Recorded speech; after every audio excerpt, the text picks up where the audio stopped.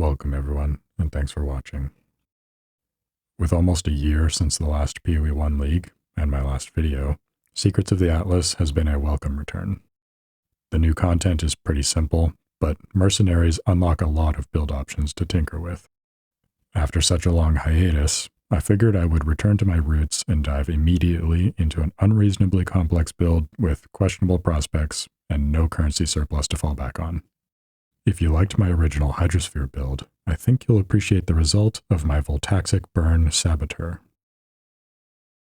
We'll be stepping back into meme territory for this one, so I'll recommend that most sane viewers enjoy it as more of a showcase and story than a guide, despite it being capable enough to clear all of my endgame and challenges. I'll be showcasing the playstyle and some endgame encounters after explaining the build, so you can use the video chapters to skip ahead if that's what you're looking for. That being said, this one is a puzzle of a build, and the fun is in the details, so let's get started with the mechanics. I've wanted to build around Voltaxic Burst for a while, but its mechanics make it challenging to achieve both damage and a smooth playstyle. Each cast of the spell waits for 2.5 seconds before producing a lightning burst, partially converted to chaos. The base damage and cast speed are very similar to Stormcall, which also deals delayed lightning area damage, except Stormcall can abuse Spell Cascade to get 2 or 3 hits per cast. Traditional wisdom for Stormcall is to reduce skill effect duration to make gameplay smoother, but Voltaxic Burst has a complicating factor. 1% more damage per pending cast encourages us to lengthen the duration for better damage, but creates very unusual gameplay.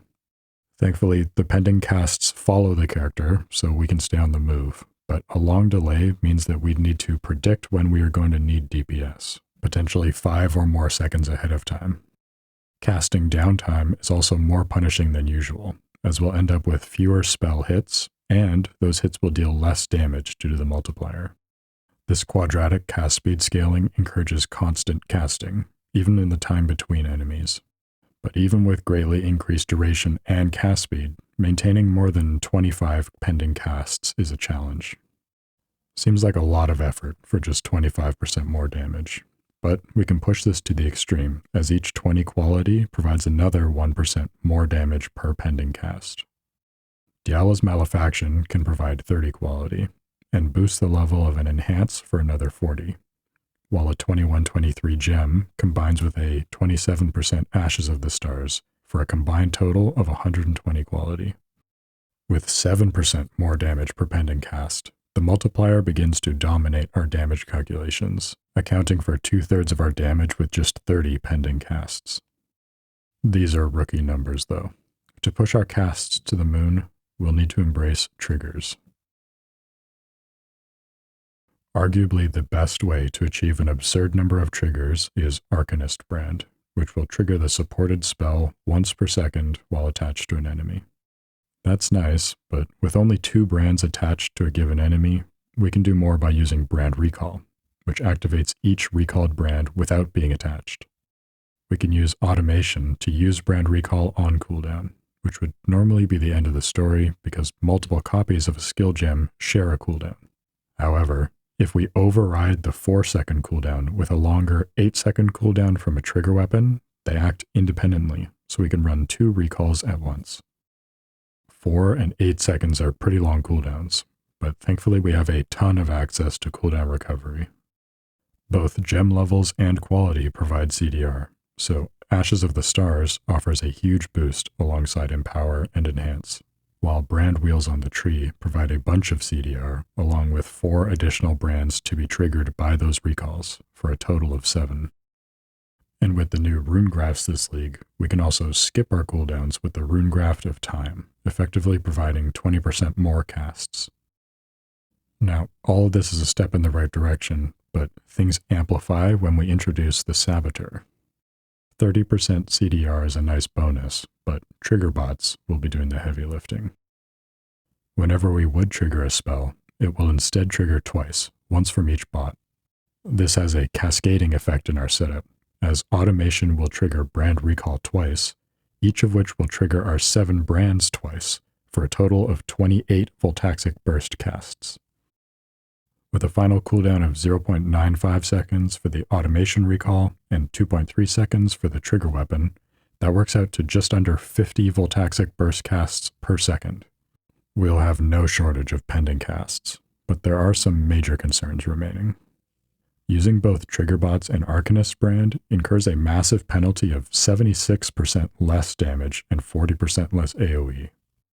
Assuming the brand also took the place of a 35% damage support, that's a total of 82% less damage just to abuse the triggers. And to make matters worse, the pending casts follow neither the player nor the Triggerbots. They instead remain stationary on the ground, creating one of the most clunky playstyles possible with a long delay. This is where most Arcanist brand builds hit a dead end, but Voltaxic Burst can uniquely turn those downsides into a benefit. When a cast expires, it checks the number of pending casts to determine its multiplier, but it doesn't distinguish between casts from different gems. This means we can self-cast a 6-link Voltaxic Burst, avoiding both damage penalties and allowing our brand setup to focus entirely on scaling duration rather than damage. With more duration support, duration scaling on the tree, and a few other sources, our triggers will last 7.5 seconds. That pushes our total pending casts between 350 and 400, all of which benefit a fully linked self-cast Voltaxic Burst. Now we're cooking. In a way, this puts us back to where we started though. We'd still need to predict when to do our self-casting, and we now have to interleave it with refreshing our Arcanist brands. Things would be much easier if we could maximize damage while casting only occasionally. And unlike many other skills with large conditional damage multipliers, our full 2,500% more damage applies to both hits and ailments. All the more reason to explore a somewhat unusual solution with Ignite. If you haven't already seen my mathematically correct Ignite video in which I revealed this spreadsheet, I've included a link in the description. I've been keeping it up to date as leagues have released, switching over to transfigured gems, handling the elementalist changes, and of course individual skill balancing. The sheet accounts for many factors to optimize each skill effectively, like damage type scaling and even quality stacking, but several skills scale in unique ways that are difficult to integrate. I implemented minion and totem life scaling for things like Death Wish and Flamewood, but others remained incomplete. That includes Voltaxic Burst, which had a very poor showing with a hard-coded, conservative stack count. We'll be far exceeding these numbers here, roughly doubling the dot cap in optimal conditions, but there are still several issues to solve. Without Shaper of Flames from Elementalist, we need another way to actually ignite in the first place. Voltaxic Burst partially converts lightning to chaos, and the options to complete that conversion are impractical, so we have to handle both. Stormfire will allow the lightning damage to ignite, alongside several other benefits, and Replica Volker's Guidance can handle chaos. The 20% chance to ignite also goes a long way, as we gather the remaining 80% between the passive tree and cluster jewels. Jumping through these hoops to use Ignite unlocks a few benefits. Besides the ability to pace our self-casts, we also get the option to use Elemental Equilibrium from a stabilizing scepter. Since the hit only deals lightning and chaos damage, we'll apply a substantial cold and fire exposure to scale the Ignite. We also gain access to the various ways of spreading Ignite to nearby enemies, although there's some complications. Proliferation causes enemies near the ignited enemy to take the same burning damage, even after the ignited enemy dies. But Voltaxic Burst has this mod, which is normally beneficial. Any enemy recently hit will explode on death, leaving no corpse to continue proliferation, so all we'd get is a slight range extension. Ignite Spreading, on the other hand, causes ignites on dying enemies to be reapplied to nearby enemies, allowing it to propagate off-screen with enough pack density. This is already my preference for Ignite builds, so the proliferation incompatibility makes it an easy choice. And it's easy enough to acquire with Barrack's Respite, which adds fire damage, breaking elemental equilibrium. The only other source, Abrath's Hooves, also grants a skill that causes fire damage every time we step, so that's a no-go. Thankfully though, this league provided a new solution in the form of mercenaries. Barracks only cares that you get kill credit for the enemy, not that the ignite was yours. So a mercenary can use it alongside Gravebind to take credit and spread our ignites for us. And each ignite they spread counts as their own, so it can continue spreading off screen. We'll cover the rest of the mercenary setup in a bit, but first, there is one major puzzle piece still to solve. It turns out, recalling 25 brands, triggering Voltaxic Burst 50 times, and casting a 6-linked version every second costs a lot of mana. With how thin the build is already spread mechanically, investing in enough regen to outpace the mana costs is not feasible. Plus, there are many beneficial auras to run, and the mana costs can come in large spikes, so we really need to reduce the costs, ideally to 0. Unfortunately, in recent leagues, the ability to reduce mana costs has become more limited, with large additive sources like Inspiration and Flask mods catching nerfs. Flat cost reduction still works in some cases, but with unique items locked in for both an amulet and a ring, there isn't enough room for the crafts. The solution here is going to seem laughable, but it has a surprising upside, so hear me out. Lavianga's Spirit has a very compelling modifier that removes mana costs entirely, which would be great, except that the effect ends as soon as our unreserved mana is full.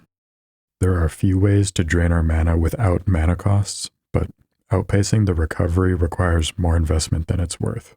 So instead, we can self-sabotage with Soulcatcher, disabling the mana recovery entirely. If we can keep Soulcatcher active at all times, using a deliberately underleveled Frostblink will expend our small mana pool, allowing Laviangas to be used freely. So, in order to maintain Flask uptime, the Trader Keystone will generate 8 charges per 5 seconds with 2 empty Flask slots. The Keystone comes from Brutal Restraint, which also solves our dexterity requirements, grants Onslaught for smoother mapping, and the first of several Flask charge modifiers. We can reach full uptime with a combination of Flask charges gained, Flask effect duration from jewels, and the Tides of Time. While it does provide the remaining charge generation that we need, it seems like the massive increase to mana recovery from Flasks would be wasted by Soulcatcher, but we can redirect the benefit with another new Rune Graft. The Rune Graft of Quaffing will cause mana recovery from Flasks to also recover life, and while Soulcatcher prevents us from actually gaining the recovered mana, it doesn't prevent the recovered life. With such a potent Flask, this amounts to over 1800 life recovery per second, which counts as Flask recovery, so it can be used to fill the top half of our life while using Petrified Blood to improve our survival against one-shots. The Flask recovery will overcome the damage taken over time while on low life, and will overcome the base life cost added to skills while above low life. And with that, the Voltaxic Burst puzzle is solved. But before we get to the playstyle, let's add some supplemental offensive and defensive tech, and finish up the mercenary to round out the build. Alongside Petrified Blood, running Purity of Elements covers our resistances with so many unique items and provides ailment immunity, while Malevolence offers a nice damage multiplier and some extra skill effect duration for Voltaxic Burst. Assuming we fully emptied our mana pool with the carefully leveled Frostblink, the remaining 16 mana is just enough to throw 3 rounds of Stormblast minefields for a massive single target damage boost. The mines emit an aura that increases damage taken, and between the quality boost from Ashes and aura effect from Demolition Specialist, 15 mines passes the 150% increased damage taken cap. Keeping the mines present is made much easier with the Destructive Apparatus wheel, which increases throw speed and duration and unlocks the Mine Mastery to make them invulnerable. Without the ability to use Arcanist Brand, the other single target debuffs are applied with a focus trigger, so they can be used liberally. Chaos Golem adds some Dalt Multi, which is in short supply. Flammability reduces fire resistance. Flame Surge provides supplemental burning ground. And RF of Arcane Recovery gives a solid cast speed multiplier for quality of life, being easily offset by our Flask recovery. Gem levels play a big role in the rest of the setup, with +1 from both Ashes and the Trigger Scepter adding to our 2 main links. In the gloves, corrupting for +1 to gems adds a total of 24% CDR to the brand recall in our automation setup, by boosting both Empower and Enhance. And in the chest, +2 to duration gems brings Voltaxic Burst up to the soft cap at level 30, while bringing Awaken Swift Affliction up to the level 5 breakpoint without increasing its dex requirement. The Tempest Rising is a cheap option to scale faster ignites, which was challenging to acquire elsewhere, but much more offensive scaling exists on the Mercenary.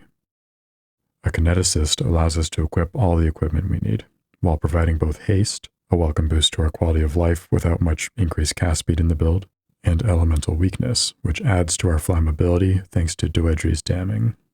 Legacy of Fury doubles down on resist reduction with Scorch, enabling Eye of Malice as the final nail in the coffin, which scales the enemy resistance to negative 100%. Zoph's Heart rounds out the offenses, with Covered in Ash increasing damage taken by 20%, but the Mercenary also has defenses to offer. The defensive centerpiece is Garb of the Ephemeral, which prevents enemies from dealing crits and prevents us from being slowed. Replica Victarios can occasionally grant frenzy and endurance charges that help with our poor physical mitigation, but Calm's Binding will do more, converting 25% of incoming physical to fire. To deal with the rest, a small amount of armor from Gear and Rumi's concoction tries its best, but most of our mitigation comes from a max block setup. A high-rolled shield combines with block wheels and an anoint to hit 78% block chance. I'll admit defenses suffered in favor of the nonsense, but we round things out with Pantheons for some physical damage reduction and chain stun prevention, and a modest 15% reduced damage taken from nearby enemies from Saboteur. And with that, the build is complete, so let's see just how nearby those enemies are going to be with a look at the playstyle.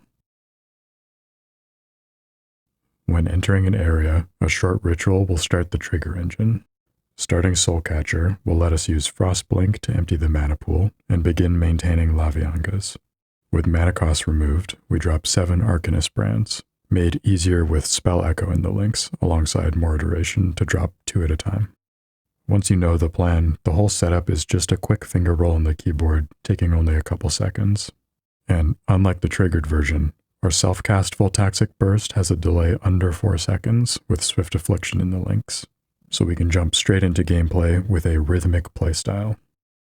With skill effect duration applying to the brands as well, we can drop a new pair every 4 seconds to maintain them, and Lavianga's has a similar duration, so they can be pressed together. Casting Voltaxic Burst every second or so causes frequent enough explosions to ignite nearby packs, so we can run around tapping space once a second and hitting the brand and flask after every 4th cast. Alchemist Genius will have higher uptime, and more life recovery will be queued if we use Laviangas every 2 seconds though, so I end up playing the build like a half-time 4-on-the-floor drumbeat.